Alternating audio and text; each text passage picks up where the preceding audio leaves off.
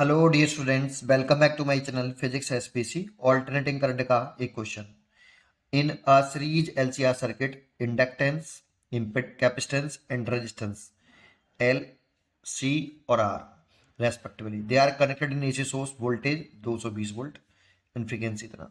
तो बताया ना कि कौन सा वोल्टेज है। तो जब कुछ ना बताए तो वो V R M S voltage होता है बेटा, आर एम एस वोल्टेज होता है। ठीक है।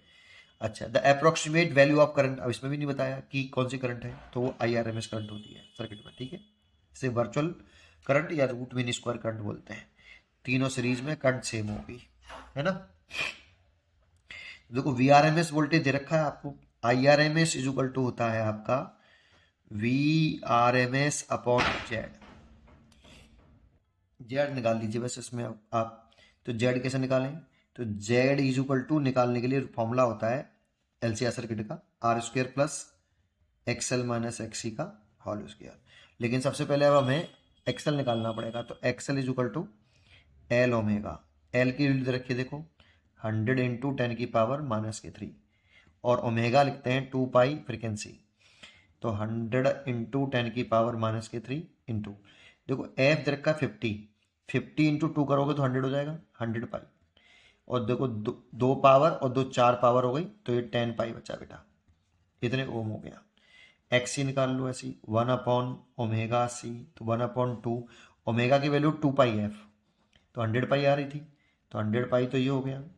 और सी की वैल्यू दे रखी है यहाँ पे 100 माइक्रोफैराड, तो 100 इंटू 10⁻⁻⁶ है नीचे, ऊपर जाएगा तो +6, ये +6। और देखो ये 4 पावर हो गई, तो ये से कटा 10⁻², दैट मीन्स 100/पाई।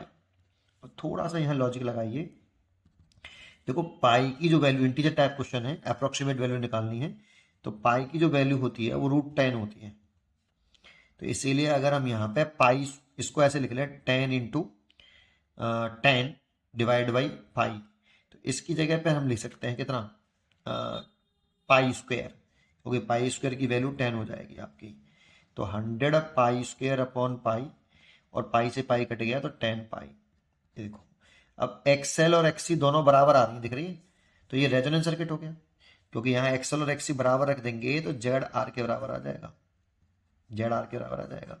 अच्छा, अगर आप ये लॉजिक लगा भी नहीं पाए, मान लो कि आपने सर ये लॉजिक लगा लिया, नहीं भी लगा पाए, तो सीधा आप एक्सएल माइनस एक्सी करते ना, जैसे ये 10 पाई और ये रखते आप कितना, 100/पाई, 100/पाई, तब भी आपको दिखता, पाई एलसीएम लेते और तो ये कितना होता 10 पाई स्क्वायर, और पाई स्क्वायर की वैल्यू लिखते तो 10, तो 10 माइनस के 100, तो 100 से 100 कटता तो फिर भी जीरो आता। तब भी दिख जाता कि एक्सएल माइनस एक्सी जीरो है, तब भी जेड दिखाई देता आपको आर। ठीक है, तो दैट मीन्स रेजोनेंस सर्किट है। तो I R M S is equal to लिखें तो V R M S upon Z. और आई आर एम एस हमसे पूछा, V R M S 220 volt दे रखा है और जेड आर के बराबर, आर दे रखा है कितना, जेड की value R, V R M S upon R, और आर की वैल्यू रखी है 10, तो काट दिया तो 22 एम्पियर करंट आ जाती।